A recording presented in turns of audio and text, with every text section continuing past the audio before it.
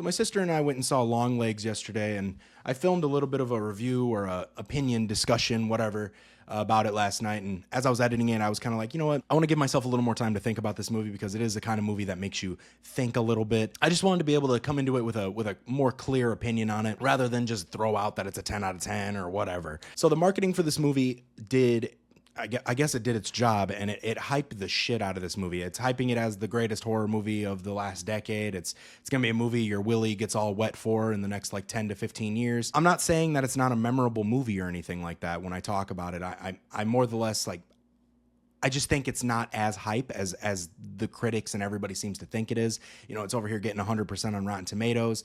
There's, you know, just the marketing for it is pretty intense, I would say. Though it only had the one trailer, that one trailer really got me, and I didn't expect too much after that one trailer. I just thought, oh, this might be a pretty good horror movie. But then the accolades started coming out, talking about how it's all these different things and how amazing it is. I'm gonna say right now, I don't think this was the best horror movie I've ever seen or anything like that. I don't think it was the scariest movie I've ever seen by far. I think horror is very subjective. I think some people might be scared of certain things that other people aren't, obviously. For example, you might be completely terrified of like monster movies. I might think they're a joke, you know, things like that. You know, I'm somebody who, for example, with horror movies, if a movie is about like summoning demons or like the devil, or like it's about like a murderer that's like doing culty type shit, that's a little bit scarier to me than maybe you might feel. So I will say right now, without spoiling anything, I'm going to try my best not to spoil anything in this. Longlegs is a culty type movie. You know, it even says in the description it's about an occult, you know, killing that keeps happening, like a serial killer that's doing culty type things. I'm not going to give away what exactly is going on in this movie because it does have a mystery to it. It creeped me out. It creeped me out to a point of like,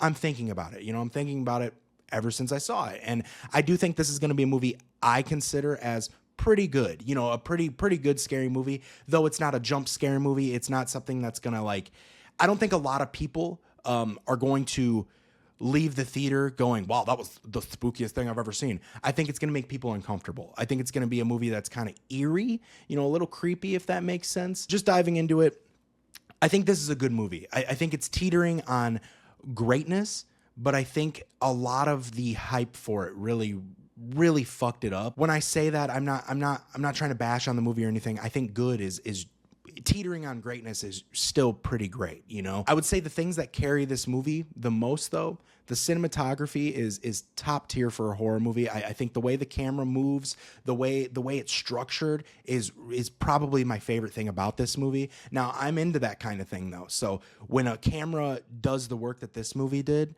it really like unsettles me sometimes. For example, there's moments where the main character, she'll be talking and she'll be over here on the camera, like her head will be over here, but it'll focus on the doorway that's over here. And it's not like it's focusing on her, but it always feels like in the background, there's something that could potentially just jump out at you or like walk by a doorway or creep you out.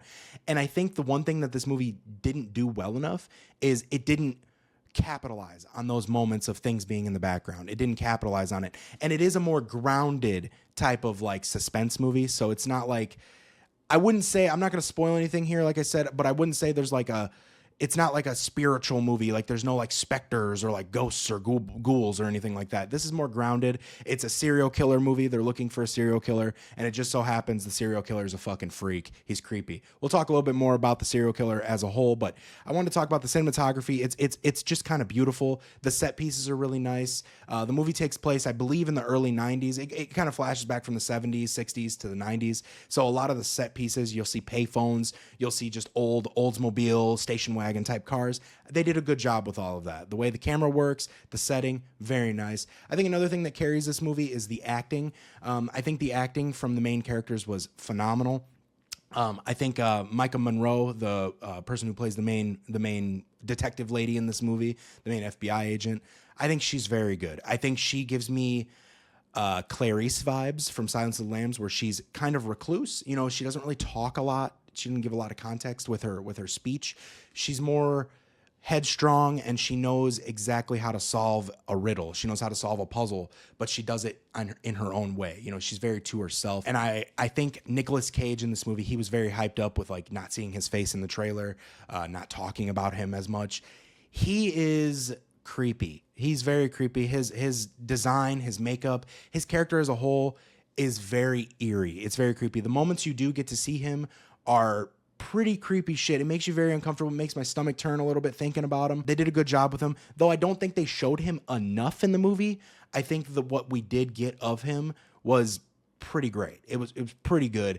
I think Nicolas Cage really put a lot into this role as a whole. Got moments where like he'll just spontaneously start singing, or he'll spontaneously just start saying, like screaming something random. And it's almost funny sometimes because it's like, oh, it's so Nicolas Cage. But it also leaves you a little unsettled because you're like, this guy's a fucking weirdo, man. Like, he's so fucking weird. And like, that's something that the movie does really well. It builds like a tension around its like character and around its story. And that's the third or fourth thing that I think is really, really good about this movie. I think it's got a good story. I really like this. Me personally, I really like the occultic murder mystery, you know, solving the mystery in a slow burn way. And that's what this movie does. It's a slower burn. If I had to compare this movie to three specific movies, I would say this movie, when it comes to pacing and overall, like just kind of the story of it unfolding, I would say it's got a really nice mixture of Silence of the Lambs and Hereditary, and great movies. You know, I'm not saying that this is as good as those movies because those are masterpieces in my opinion.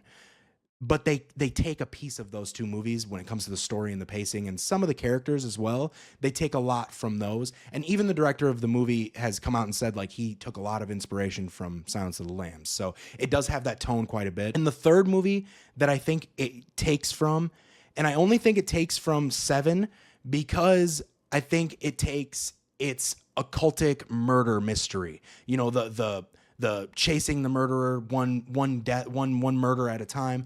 I think that it takes a lot from Seven, very much so. So like it almost is like those three movies. There's like 33% of each of those movies, and it makes 99% of a movie. Not a full 100. It just makes a 99%, and that 1% that was missing is the hype, the jump scares that we didn't really get in this movie.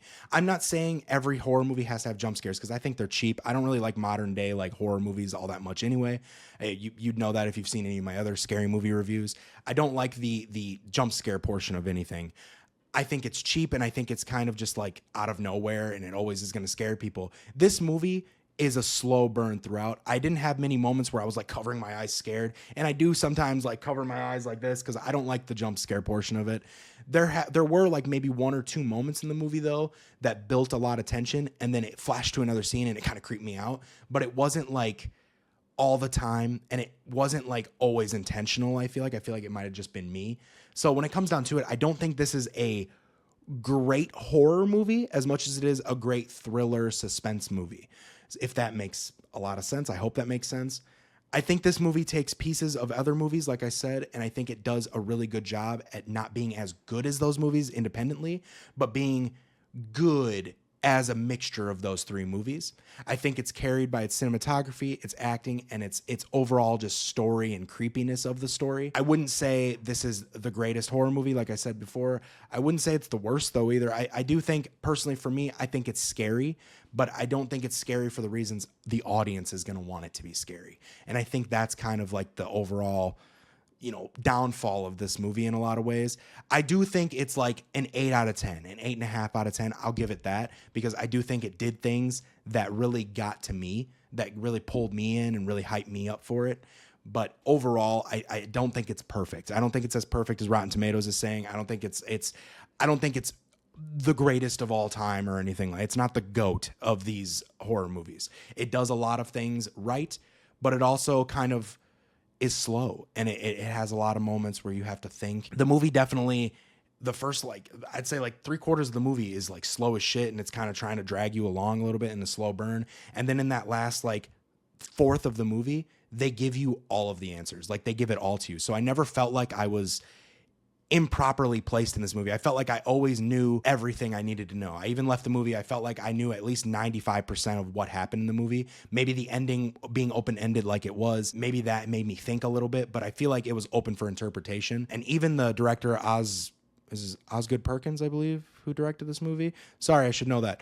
He even said in an interview that the movie was meant to intentionally just kind of be open, let you interpret how it ends. It is a good ending. I think it's a very good ending. Personally, I thought it was a very good ending. I thought they did a really good job at building to it, but I like this kind of suspense. I'm a big fan of this type of suspense. So anytime in the future you see a review for a movie that's kind of questioned as like scary or more of a suspense, you're going to get it from me as more of a scary movie because it creeps me out personally.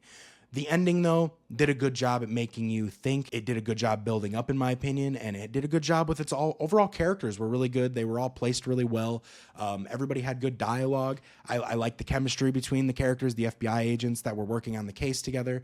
I like the cinematography. I just thought this movie was a little overhyped. I thought it was a little less than what people were expecting is what I'm trying to say here. So I enjoyed this movie quite a bit. I don't think there's going to be a sequel to this movie, mainly because the director did say that he has no intention of like continuing the story. He feels like it's all been looped and it's good. It's fine where it's at. I hope they don't make a sequel because I don't think this is a movie that needs to be a sequel. I think it did a really good job at being a standalone by itself movie. I think there's going to be a big audience. I think it's going to be a cult following type audience for this movie. People like myself that look back at it and go, that was actually a good movie. I think when you're at a party and there's like 8 people at the party that you're hanging out with and you're in a circle with, and you're like talking about horror movies, and one person's like, hey, have you seen Longlegs? I think like 7 of those 8 people are going to be like, no, I haven't seen it. Is it good? And then there's going to be the one person that's like, that movie's fucking crazy, dude. Like, holy shit. So I think there's going to be like that type of following for it. Maybe 7 out of 8 is a bad example, but I definitely think that there's going to be a cult following for this movie. I think it was good.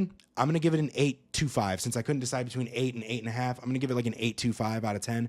I don't think it's the greatest horror movie I've ever seen in my life. I think movies like Hereditary build up tension a little bit better and kind of have a better bombastic ending. I think movies like Seven have a little bit better detective focus to it. And I think Silence of the Lambs had better all-around characters that made it creepy. So I think all 3 of those movies combined into this movie made a good movie, made a very good movie out of it. I think the main characters are good. I think Nicolas Cage carried this movie when it came to his character. I think Micah Monroe, the character who plays the main detective lady, I think she did a very good job. There weren't a lot of moments where I felt like she was out of place or like the characters themselves were out of place. I like this movie. I think you'll like this movie if you enjoy these type of suspense horror movies. Not a lot of jump scares, just a good amount of just tension building and creepiness. Not a lot of like gore. There's a lot of like grisly murders that it shows, but it doesn't like, it's not like body horror, Cronenberg style or anything like that. This is a grounded, scary movie that just kind of has good tension building. That's really what I'm trying to throw out here. I like the characters. I like the story. I'm into this kind of shit. So I'm giving it an 8.25. I hope you guys watch this movie and enjoy it. If you don't mind throwing me a subscription and a like on the video, it does help out with the algorithm. If not, no worries. Love you still. Thanks for watching.